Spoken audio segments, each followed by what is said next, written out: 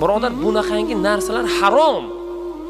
Birovni haqqini olish, qimor o'yinlari, birovni g'iybat qilishlik, birovni obro'yini to'kishlik, birovni jerkib yuborishlik masalan. Birodar, bu narsa harom. U ham inson, men ham inson. Menga Alloh ozgina fazl qilgan, bu fazlni olib qo'ysa-chi, qanday bo'ladi bu?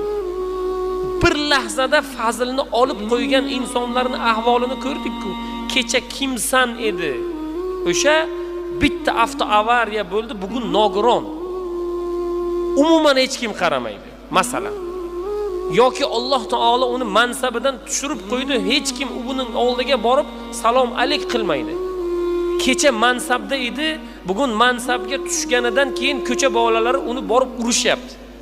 Mumkin-ku bo'lishligi. Alloh taoloning o'zi panoh bersin. Alloh bizga ozgina fazl berdi. Uni Alloh